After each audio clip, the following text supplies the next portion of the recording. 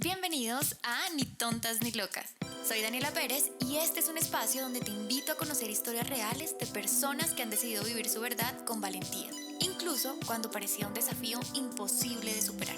Bienvenidos a un episodio más de Ni Tontas ni Locas. Bienvenidos a un episodio más de Ni Tontas ni Locas. El día de hoy estoy súper feliz porque tengo un invitado muy especial, el doctor Pedro Montoya. Pedro, muchísimas gracias por estar aquí. A ti, Daniela, muchísimas gracias por la invitación. Excelente oportunidad para hablar de temas muy interesantes. Así es, pues les cuento un poco. Pedro no solamente es especialista en ginecología y obstetricia, sino que además tiene una subespecialidad en medicina reproductiva e infertilidad. Y no solo eso, sino que también tuvo un podcast que se llamaba Reproductivity, ¿no es así? Sí, tal cual. En 2018, cuando estaba empezando el auge del podcast, nos surgió la idea para llegar a más pacientes y a más mujeres. Y la verdad que fue un éxito en guardadas proporciones, pero por tiempo y por la vida lo paré, o está pospuesto por ahora. Ok. No, bueno, es muy interesante que podamos el día de hoy hablar sobre temas de reproductividad. Como yo te comentaba anteriormente, siento que el tema de la mujer pues tiene como un poco de peso en cuanto a ser madre o ser profesional. Entonces, quisiera que tú pues, nos contaras un poco cuáles opciones tenemos como mujeres productivas y reproductivas. Quisiéramos de pronto tener esa posibilidad más adelante, pero que sea una decisión propia y no como se nos fue el tren, no hay nada que hacer, ¿qué podemos hacer nosotras como mujeres? Sí, total, sin duda. Este es un tema bien importante. Yo creo que lo principal, basado en lo que hay hoy recogido en datos de investigación y también la experiencia que uno ve en la clínica, es, digamos que lo primero es informarse. Es decir, que la primera barrera que tenemos, por ejemplo, en países como el nuestro, es de acceso a información. Sí. Entonces, lo primero es estas cosas. Acceder a información, saber que hay alternativas, saber que hay problemas, saber qué puedo hacer. Yo creo que ese es un primer paso importante. Lo segundo es consultar, y hay cosas que uno puede hacer y cosas que cada vez más hacemos, sobre todo en mujeres jóvenes, un poco para entender cómo en qué estoy de mi, digamos, futuro reproductivo, y preguntas tan tontas que a lo mejor a veces las mujeres ni se han hecho, como quiero hijos, cuántos quiero, porque eso también hay que organizar un poquito el tema de tiempo, si quiero 2, 3 hijos, que cada vez es menos frecuente, pero puede pasar.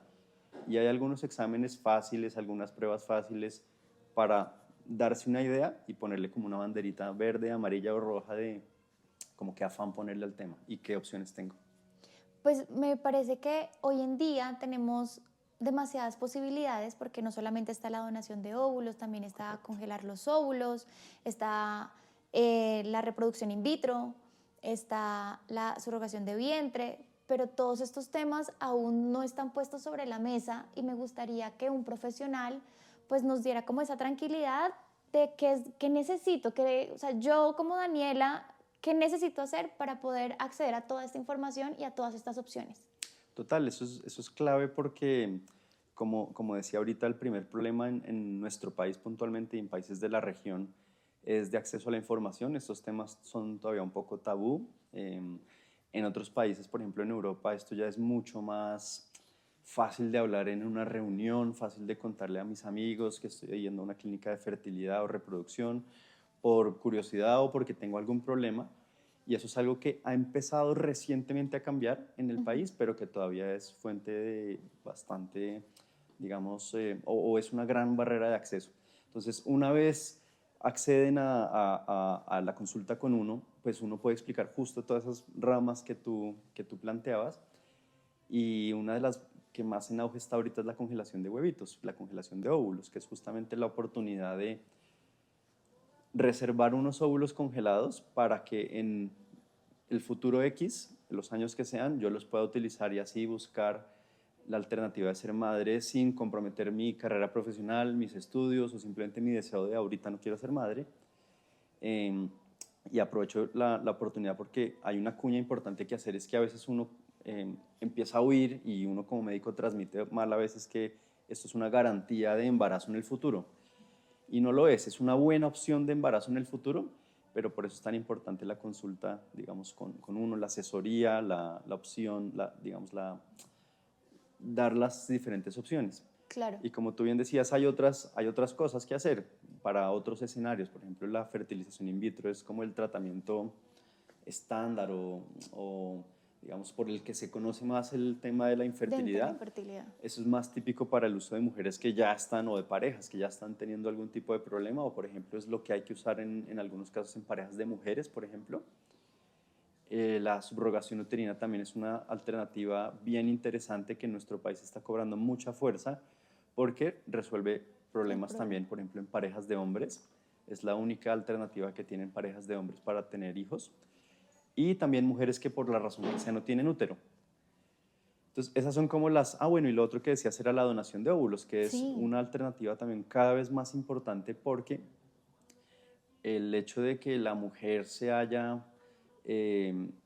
concentrado mucho en su... O que se haya dado la oportunidad en el mundo que la mujer se pueda concentrar en su carrera, en sus estudios o en, como decía ahorita, posponer la maternidad porque quiere, hace que el embarazo se esté buscando mucho más tarde.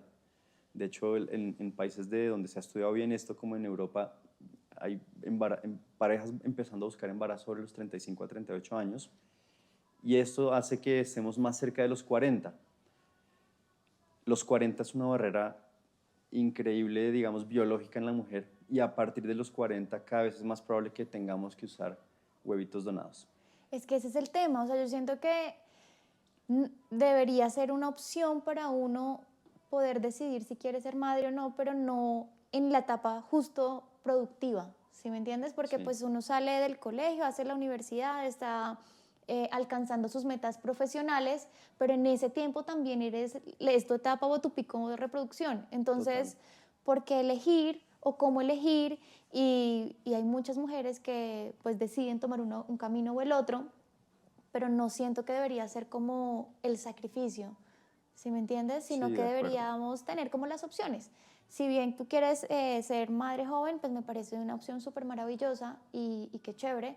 Y si también quisieras enfocarte en otros temas, no necesariamente en el profesional, sino en otros temas y posponerlo, pues también que tengas todas las herramientas para hacerlo.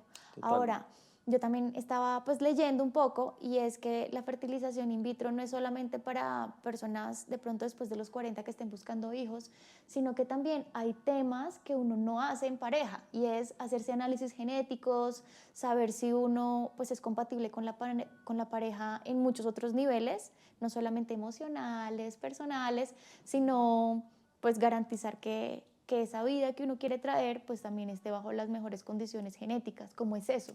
Sí, la fertilización in vitro es, digamos, engloba muchas cosas realmente, Ok. pero es como un término en el que está digamos, el tratamiento más conocido, y uno de los más, digamos, más avanzados de toda la fertilidad, porque resuelve muchos problemas. Yo en la fertilización in vitro puedo resolver problemas cuando, por ejemplo, la causa de no embarazo está en los espermatozoides del hombre, pero también lo puedo utilizar cuando el problema son las trompas de falopio en la mujer o los huevitos porque hay muy poquitos o porque no ovula la mujer. Entonces sí es bien útil, digamos, es nuestro quehacer diario, porque obviamente es una herramienta de mucha ayuda para la pareja buscando embarazo. Entonces tienes razón en el sentido que no exclusivamente es para infertilidad, pero pues lo más típico es que sea para alguna de las muchas causas de infertilidad que existen. Ok. Quisiera saber si hay algunos datos que puedan apoyar el tema de, es verdad que hoy en día el tema de la fertilidad ha disminuido en las personas. Sí, es, digamos, un tema bien interesante porque primero hasta ahora estamos curiosamente empezando a entenderlo y a conocerlo. Nuestros países y especialmente nuestro país tiene pocos datos al respecto, pero hay un estudio bien interesante de la Organización Mundial de la Salud del año pasado que nos decía que puede que en nuestra región sea de hasta el 20%. Es decir, infertilidad o posible no consecución del embarazo en las parejas de 20% es mucho y es mucho más de lo que se pensaba. Siempre habíamos dicho como, bueno, 10%, debe ser como 10%, Debe ser, sí. y puede ser del doble de eso. Entonces, eso es un factor. El otro es uno difícil de cuantificar, pero cuando uno mira estudios de qué pasa con los espermatozoides o con la fertilidad en la mujer desde 1900, cuando había datos en Inglaterra, hasta los 2020, tú sí ves como un declinar de la probabilidad de embarazo y, por ejemplo, de la calidad de los espermatozoides, que no se entiende muy bien por qué es. Debe ser cosas ambientales, eh, alimentación, contaminación, pero esto es difícil de cuantificar y es difícil de aterrizar a la práctica. No necesariamente te digo cambia tu alimentación o salte de Bogotá porque está contaminado y mejore tu fertilidad, pero sí es algo que parece estar afectando claramente con el pasar de los años a hombres y a mujeres. Y el tercero es que igual se ha empezado a posponer la edad de la maternidad, entonces no estrictamente es infertilidad, pero si una pareja empieza a buscar embarazo no a los veintitantos o 30, sino a los 38 o quizá el Casi. segundo a los 40, entonces hay una posibilidad de infertilidad por algo que llamamos la disminución en la reserva ovárica, que es como el banco de huevitos que tiene una mujer, y en la calidad de esos huevitos, que está estrictamente relacionado con la edad. Entonces son como esas tres cosas que nos hacen entender que estrictamente no hay algo que pasó y nos volvimos infértiles, pero que sí hay una serie de factores que han hecho que sea un tema más frecuente hoy por hoy. Claro, me gustaría que me comentaras un poquito cuál es la etapa reproductiva, cuál es el momento más reproductivo en la mujer y en el hombre, para entenderlo un Total. poco. Entonces, la mujer tiene, o la probabilidad de embarazo en la mujer es muy estable como entre los, digamos, los 18 o 20 y los 35. Eso es una etapa bastante como promedio en probabilidad de embarazo. 35 a 38 empieza como un pequeño declinar en esa probabilidad, pero la mayoría de parejas deberían conseguir el embarazo ahí. Empieza uno a ver una que otra pareja más con problemas en ese rango, pero no es lo que afecta más. 38-40 se pone más difícil y pasados los 40 en la mujer es bien improbable conseguir el embarazo de forma espontánea, si bien podría ocurrir y hay algunos casos, pero digamos que la probabilidad por mes en una mujer de 30 es de 20% por mes de embarazo y en una mujer de pasados los 40 es como de 5%. Ok, En el hombre parece ser un tema mucho más paulatino, entonces realmente no parece disminuir mucho la probabilidad de embarazo en la misma edad de la mujer y por ahí pasados los 50 o 60 empiezan a ver más drásticamente como una disminución en la calidad de los espermatozoides. Pero el hombre había sido muy relegado en los temas de, digamos, de reproducción y de fertilidad de embarazo por mucho tiempo y hasta ahora estamos empezando realmente a entender como el papel del hombre en la fertilidad o la infertilidad y es posible que esto cambie o entendamos un poco más en el futuro, pero más o menos es así. ok, porque es bien interesante poder pues cuantificar desde qué edad yo debería tener todas estas herramientas y entender, pues no tomar decisiones como pues definitivas, ¿no? Yo a los 18 decir quiero ser madre o no quiero ser madre, sino que entender cómo viene siendo mi proceso reproductivo, cuánto tiempo tengo, cuál es como esa Sí, ventana y llegando al final de la ventana que tú dices que más o menos 35, 38, hacer todo para pues tener esas herramientas o esas opciones a largo plazo que si las uso bien y si no las uso pues igual fue una ventana que decidí cómo extender total. en caso de querer ser madre. De acuerdo, hay un tema bien importante y es que si bien, por ejemplo, lo que decía ahorita, la congelación de óvulos se ha vuelto una alternativa muy importante y muy útil para las mujeres por los temas que hemos estado hablando, eh, no, hasta ahora estamos empezando a obtener los resultados de las mujeres que ya congelaron y están empezando a venir a usar sus huevitos congelados. Entonces estamos empezando a ver si funciona, cuánto funciona, cuál es Claro. mi probabilidad real de tener un hijo sano en mi casa producto de unos huevitos que congelé hace unos años.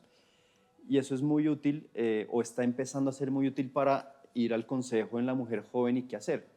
Lo que hoy más o menos entendemos y lo que hoy sugeriría uno a las mujeres jóvenes es entre los finales de los 20 y los 30, pues consultar, acercarse. Además, hay usualmente un poco más de noción de qué quiero en términos de si quiero hijos o no, cuántos quisiera, cuándo los quisiera. Ujú. Muchas veces nosotros hemos empezado a hacer estas preguntas en mujeres más jóvenes y lo que uno nota es que no hay todavía mucha claridad. Entonces, por ahora no quiero, pero es que me falta la maestría, me falta estudiar, me falta trabajar, me falta ir a vivir a otro sitio, me falta... Pero sobre los 30 hay suficiente tiempo para planear, congelo huevitos, no hago nada, me informo. Estamos todavía un poquito lejos de los 35 y yo creo que es una buena edad como para más o menos empezar a acercarse A al todos. ginecólogo, así sea, o al médico general a preguntar por diferentes alternativas. Mi generación, digamos, o mujeres de mi generación sobre los 35, 37, 38, hasta ahora nos está llegando la información o llegó un poco tarde o pues porque no existía el tema de la congelación de óvulos, por ejemplo. Entonces, en ese caso es pues cuanto antes. Pero en las mujeres que son todavía más jóvenes, pues eso, sobre los 30 yo creo que está bien empezar a enterarse un poquito como de qué hay, qué se puede hacer. Ahora, ¿cuál es ese proceso? O sea, yo voy a tu consultorio y ¿qué tengo que hacer? Lo usual que estamos haciendo en una mujer joven como con esta inquietud es una conversación así.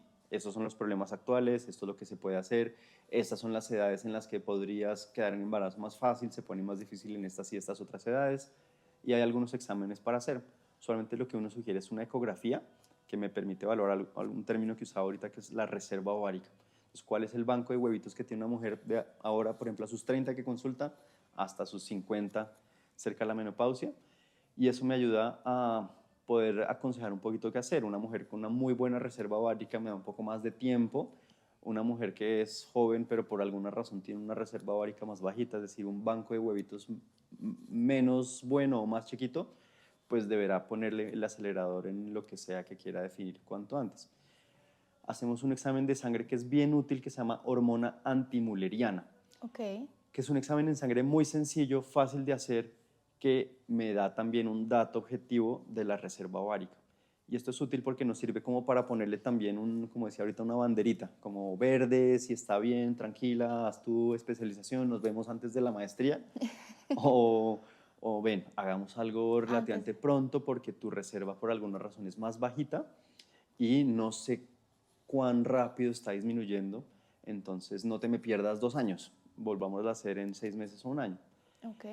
Yo creo que con eso está Un un panorama. grueso de las mujeres cubierto en lo que por lo menos uno quisiera, desde mi perspectiva, que es que haya información y un par de datos objetivos que nos sirvan para aconsejar y plantear como planes o líneas de tiempo. Ya. Y después de eso, ¿qué sigue? Porque entiendo que hay como un proceso que son como unas inyecciones. Explícanos qué Correcto. sigue. Entonces, si la mujer ya se definió, sea una congelación de huevitos o sea una Porque es el fertilización in mismo, vitro, ¿no? El mismo proceso. ese proceso inicial es bastante parecido. Entonces, ¿de qué se trata? Hay algo que llamamos la estimulación ovárica. Entonces, bueno, me voy a volver un poquito. La mujer, digamos, sin planificación o sin anticonceptivos, todos los meses ovula un huevito, todos los meses. Pero prepara muchos, ovula uno, bota el resto.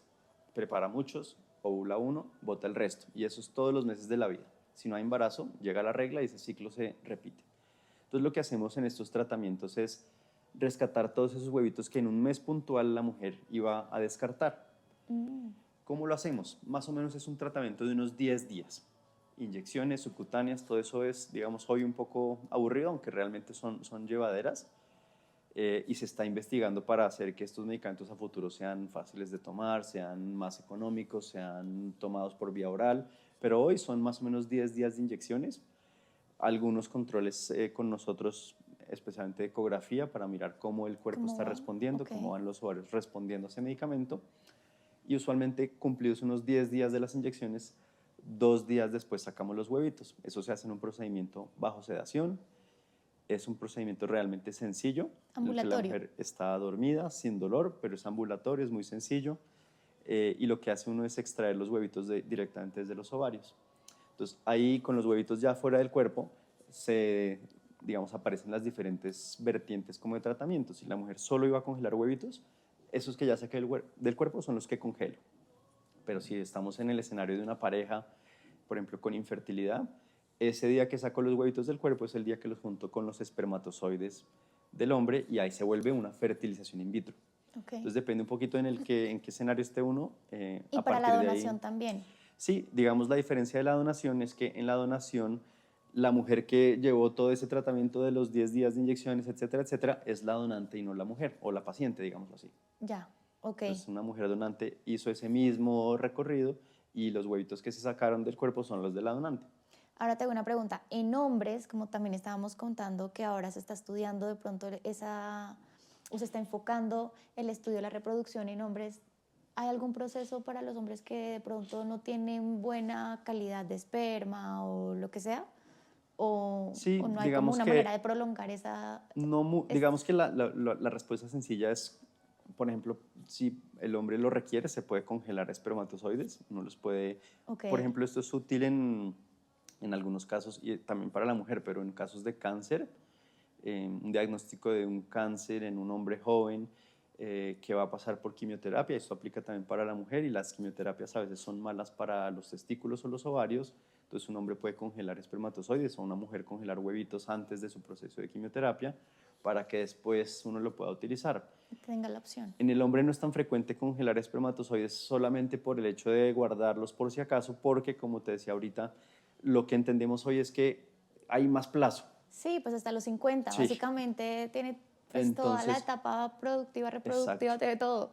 exacto. Entonces en el hombre todo es más fácil porque si no hay tanto problema de la edad, si quiero congelar es fácil congelar una muestra de espermatozoides, la mujer tiene que pasar por todo este tratamiento de 10 días de medicamento, es costoso emocionalmente también, unas expectativas y en el hombre todo es como más sencillo.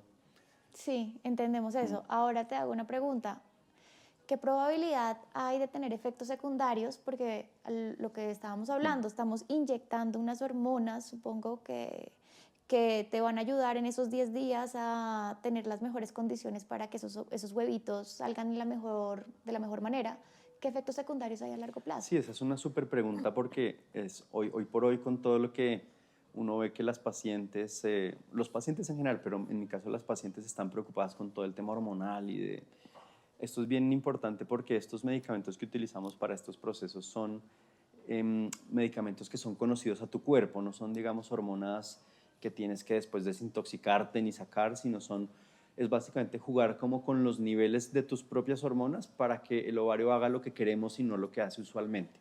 Entonces, Ok, digamos que usualmente yo explico eso a mis pacientes para despreocuparlas en el sentido de que no estamos metiendo un medicamento que se me va a quedar, ni que me va a cambiar nada a futuro, ni nada de eso. Eh, y básicamente lo que hacemos es, como decía ahorita, decirle al cerebro y al ovario que yo quiero hacer ciertas cosas con esos medicamentos. Entonces no suelen tener mucho problema. Y los efectos típicos secundarios más conocidos son síntomas parecidos a los de, yo le digo a mis pacientes como los de la prerregla. ok. Algo de dolor de cabeza en alguna que otra mujer durante los días previos a la regla, eso puede ocurrir durante los días de las inyecciones. Algunas mujeres en el busto hay algo de sensibilidad o dolor típico como de la prerregla, eso podría ocurrir. Eh, Algunos cambios así como de sensación de cambios hormonales como de estoy tristonga, estoy bien, algo así típicos como de la prerregla, podrían También. ocurrir también en el tratamiento. No suele pasar de ahí. En las pacientes que usualmente lo están haciendo por infertilidad o porque llevan X tiempo sin lograr el embarazo, hay un poquito más también como de ansiedad asociada, como de expectativa, sí, como de nerviosismo asociado a todo el proceso. En la mujer, digamos, donante es más sencillo porque ella está simplemente donando huevitos y los efectos secundarios son esos, pero no suele ser mucho más.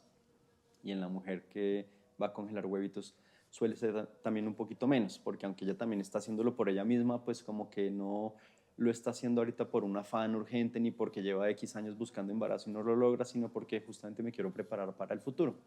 Entonces, eso es más o menos lo que Es la mujer vive como en en ese esos días. tiempo. Porque, pues yo te hago una pregunta, o sea, si yo tengo una predisposición a tener una enfermedad hereditaria, como puede ser, no sé, un cáncer o alguna enfermedad que se pueda desarrollar con el tiempo, si yo le doy como esa carga hormonal extra, pues uno diría, bueno, de pronto eso puede despertar ese, ese como gigante dormido. Sí. ¿Eso sí es posible? Esa es una excelente pregunta. Hay mucha investigación al respecto Ujú. actualmente. Digamos que en medicina y en biología y en ciencia uno nunca debería ser demasiado tajante en jurar que no. Ahorita no, No. no parece. Pero todo esto se va Pero igual siempre también es algo muy nuevo, ¿no? correcto. Sinceramente. Digamos que todo el tema de fertilidad lleva 40 y piquito años. Entonces, Apenas lleva una generación. exacto. Entonces, eso es nuevo en el mundo. Estamos empezando a ver qué pasó con los hijos, con los nietos de esos primeros, digamos, bebés nacidos de técnicas de fertilidad en el mundo. Entonces, hoy no parece que tenga ninguna implicación en aumento en el riesgo de cáncer o de otras enfermedades.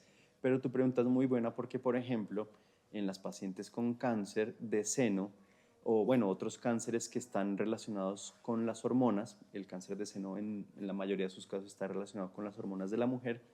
Si uno diera esos tratamientos sin más, está el riesgo teórico de aumentar como esa probabilidad del cáncer o de que el cáncer avance, por decirlo así, producto de las mismas hormonas. Entonces se han desarrollado como protocolos de tratamiento en el cual yo reduzco al máximo esas hormonas para que no afecten, por ejemplo, en las pacientes que tienen cáncer. Y de hecho nosotros los usamos de casi que de base, por ejemplo, en las donantes, justamente para que sus niveles de hormonas estén lo más bajito posible y el tratamiento sea llevadero. No lo estamos haciendo para reducir el riesgo de cáncer y eso porque, como te digo, hasta ahora se ve que es negativo, pero lo hacemos porque pues ellas están llevando el tratamiento para alguien más, entonces necesitamos que sea lo más seguro y lo más confortable posible para ellas también.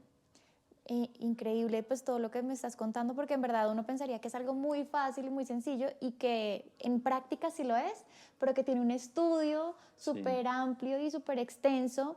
Y lo que yo te había comentado hace poco, yo no sabía que uno, digamos, en el momento de buscar una, pues como un bebé con la pareja o con in vitro, como sea, uno debería tener en cuenta el factor genético, porque no todas las parejas son compatibles a nivel genético. Quiero que me cuentes un poquito más qué es Sí, eso. esa es otra excelente pregunta porque es algo que también está en desarrollo. Eh, es algo que en algunas, por ejemplo, en algunos centros en Estados Unidos están empezando a hacer de rutina, que es estudiar, o me devuelvo un poquito, todos los humanos podemos tener algunas mutaciones para algunas enfermedades, pero no tenemos la enfermedad, tenemos como una copiecita. Pero si, por ejemplo, en mi caso, mi pareja o mi esposa tuviera la misma copiecita para el mismo gen, un hijo o una hija nuestra sí podría tener una de esas enfermedades.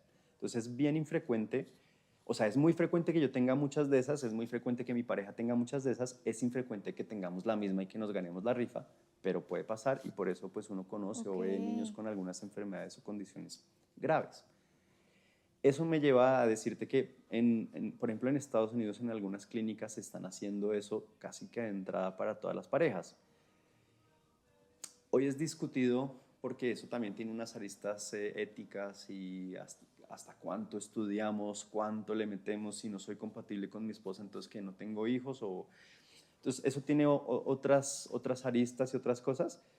En Colombia, digamos, se está haciendo mucho para las donantes. Nosotros, por ejemplo, lo hacemos en las donantes. Entonces, en la mujer donante estudiamos ese panel genético y el hombre, por ejemplo, de la pareja que va a utilizar los huevitos de la donante hace el mismo panel.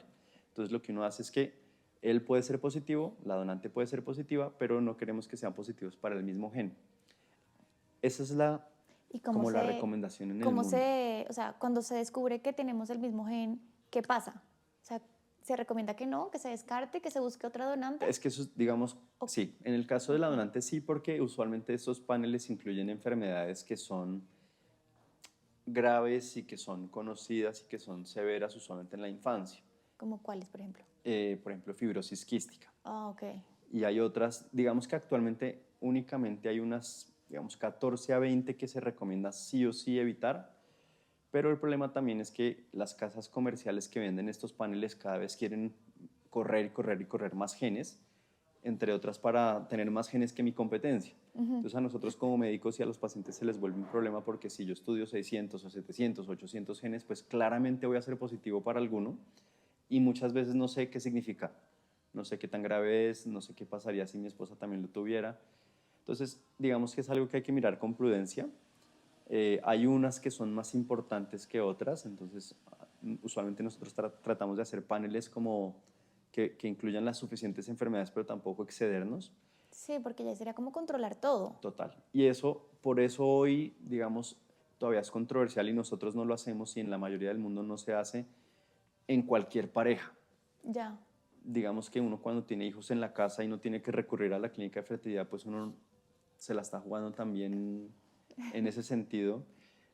Y seguramente este consejo cambie y si hacemos esta entrevista en 5 años diga otra cosa, pero con lo que sabemos hoy más o menos pues no se sugiere en todas las parejas, pero se hace en algunos casos donde uno quiere Como controlar un poquito más. prevención, yo creo que es Como que lo digo es prevención. porque Bueno, yo soy una control freak de todo, entonces me parecería súper chévere Sí. poder controlar ese tema porque Total. en verdad es algo que uno nunca contempla y que así como hay desinformación en el tema de las mujeres, porque de verdad es que nosotras no nos informan sobre nuestros Total. ciclos menstruales, nuestra brecha de fertilidad, lo que pasa en la menopausia todavía es un mito, o sea, nadie sabe, Sí. nadie se informa, pues ahora imagínate en temas de, en verdad estamos preparados para un hijo, no solo por lo que, la responsabilidad que conlleva, sino pues genéticamente, ¿qué pasa?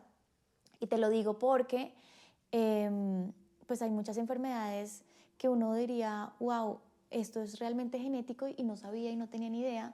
Lo digo porque pues mis hermanos, mm, mi mamá y el papá de ellos pues no era como compatible genéticamente, entonces hay como algunas como situaciones de enfermedades que no son graves porque son unas personas supremamente sanas y demás y pues tienen una vida como plena, pero pues sí, digamos, ah, no, el riñón le falló cuando era chiquito, ah, no, es que tenía el páncreas, no sé qué, entonces son como cositas que uno dice, ay, no tenía ni Sí. idea que yo no era compatible, son cosas que uno no sabe. Sí, dos cosas. La primera, en ese sentido tienes toda la razón. Lo que pasa es que para muchas, para la mayoría de las enfermedades o condiciones del día a día, no tenemos mucha información de cómo prevenirlas. Muchas de ellas son producto de muchos genes, más o menos cosas ambientales. Entonces, por ejemplo, la hipertensión arterial puede ser por mil causas, alimentación, pero también varios genes, entonces no es fácil decir, mira, te estudio y este es tu gen y este es tu gen y así prevenimos hipertensión. Entonces, para esas cosas no hay tanta información todavía, si bien se está empezando a estudiar. Hay otras enfermedades como las que comentábamos ahorita que sí son claramente producto de un gen y que se conocen y que son graves y esas son fáciles de estudiar y esas son estas que te decía. Y usualmente están producidas por una copiecita del gen de la mamá más una copiecita del gen del papá y eso hace que haya una probabilidad mayor que uno de los hijos tenga la condición. Entonces esas son como más claras. Pero hay muchas y mucha cosa que se nos escapa todavía a lo que entendemos y así lo entendamos y está en investigación a lo que podamos hoy aterrizar y hacer en los pacientes. Y lo otro es que me quería devolver a una cosa que mencionabas y es como esa falta de información, pero me aprovecho para hacer una cuña y es que ni siquiera es falta de información de las mujeres, es que ni siquiera los médicos tenemos la información. Entonces una de las cosas más importantes de aquí al futuro es que no solamente el médico que es además ginecólogo y que es además trabaja en infertilidad sepa de estos temas, sino que el ginecólogo debería saber de todos estos temas y ojalá el médico general, porque piensa que las mujeres, por lo menos en nuestro país, que accede a estos tratamientos es la punta del iceberg. Sí, correcto. Y la inmensa mayoría de parejas o de mujeres se está quedando ni siquiera con exámenes, sin información, sin acceso a información, porque nosotros no sabemos transmitirla o no sabemos qué está o no sabemos qué proponer o qué aconsejar. Bueno, no, pues muchísimas gracias. Como todos mis invitados, siempre hay una pregunta final que les hago a todos y es, ¿cuál es ese momento que tú dices, Doc, ni tonta ni loca, una paciente? Pues yo creo que este tema de la reproducción es perfecto, porque, digamos, desde mi profesión, ¿Y tu uno tiene, experiencia? sí, mi experiencia, uno tiene digamos, la opción de ver qué está pasando con la mujer actualmente y las enormes ventajas de que se esté empezando como esa equidad profesional, o por lo menos la inquietud de hacerlo. Y entonces creo que ni tontas ni locas es perfecto como para, bueno, tomo el control de esto y consulto, me informo, sé que hay alternativas y no tengo que cambiar mis planes de vida o posponer mi maternidad o mis planes profesionales porque me quedé sin opciones y nadie me informó. Entonces creo que eso pudiera ser por ahí. Bueno, pues muchísimas gracias por esta oportunidad, por darnos tanta información. Creo que de ahora en adelante, si alguna de las personas, hombre o mujer, que esté viendo este programa quisiera contactarte, ¿cómo lo puede hacer? ¿A través de qué entidad o cómo lo hace? Pues yo trabajo en Conceptum, que es una clínica de fertilidad que tiene 35 años en Colombia, a través de Conceptum, y tenemos todas las redes sociales de Conceptum. Está nuestra página de internet conceptum.com, nuestras redes sociales en Conceptum Fertilidad en Instagram y en Twitter y en todo. Personalmente también me encuentran como Pedro Montoya en todas las redes, en LinkedIn, en Instagram, en todo. a la orden, lo que se ofrezca. Bueno, pues muchísimas gracias, espero que lo hayan disfrutado y cualquier pregunta, duda o inquietud nos pueden contactar o directamente al doctor Pedro Montoya. Muchas gracias. Muchas gracias a ti por la invitación, Daniela.